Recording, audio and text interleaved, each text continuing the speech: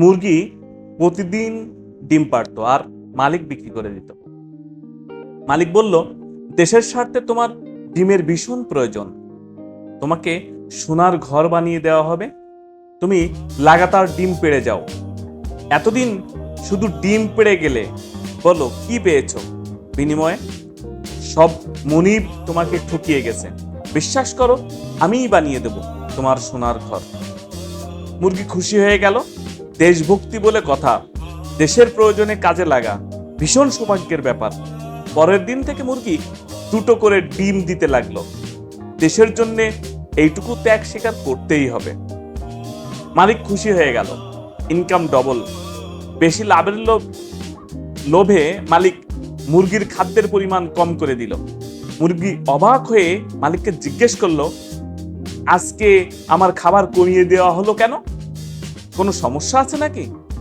মালিক বলল, দেশ আজ সংকটে, বহু মুরগি খেতে পারছে না।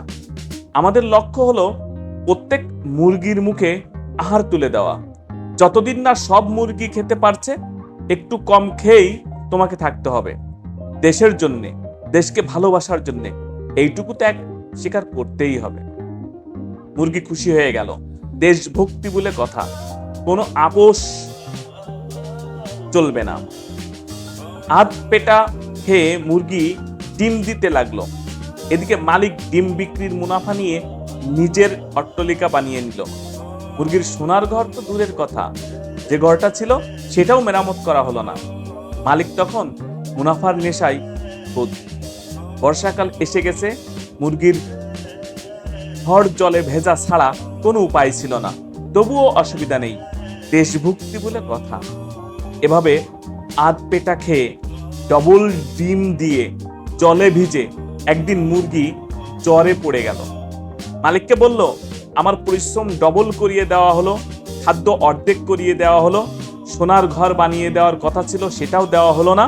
এখন এই বর্ষায় ভীষণ অসুবিধা হচ্ছে, অন্তত আমার ভাঙা ঘরটা মেরামত করে দেওয়া হোক।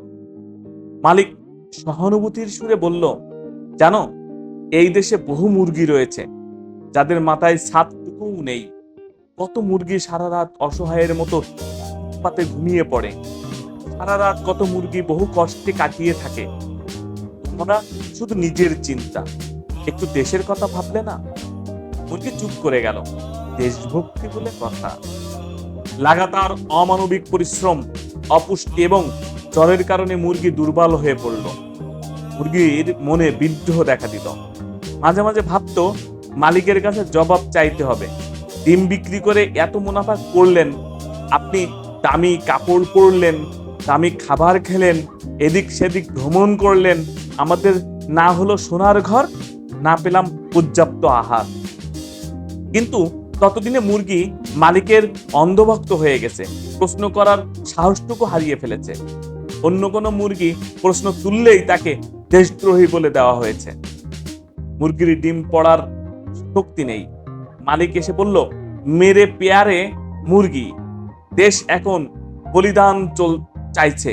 বহু মুরগির জীবন রক্ষা করার জন্য তোমাকে প্রাণ দিতে হবে, তুমি রেডি হয়ে যাও। মুরগির ব্যাপারটা বুঝতে অসুবিধা হলো না। একবার শেষ চেষ্টা করে দেখা যাক। মুরগি বলল, কিন্তু মালিক, আমি তো দেশের জন্য এত কিছু করলাম, বিনিময়ে কি পেলাম? আপনি তো কিছুই দিলেন না। মালিক হেসে বলল, অনেক করেছো, আমি অস্বীকার করছি না। এবার তোমাকে দেশের জন্য বলিদান দিতে হবে। মালিক মুরগিকে বাজারে বিক্রি করে আরো একবার মুনাফা করে নিল। মুরগি দেশের জন্য শহীদ হয়ে গেল। আপনি নিশ্চয়ই অন্য কিছু ভাবছেন। বিশ্বাস করুন, আমার সাদা মনে একটুও কাদা নেই। আর রাজনীতি 90-90, ওসব জিনিস জিনিয়াস মানুষের কাজ। আমার মতো মূর্খের দ্বারা রাজনীতি সম্ভব নয়। বিশ্বাস করুন, কাহিনীটা কেবলমাত্র মুরগিদের উদ্দেশ্যে লেখা। এটা একটা মুরগির কাহিনী। ভিডিওটা কেমন লাগলো অবশ্যই কমেন্টসে জানিয়ে দিবেন। তার আগে চ্যানেলটা সাবস্ক্রাইব করে ভিডিওতে একটা লাইক দিবেন।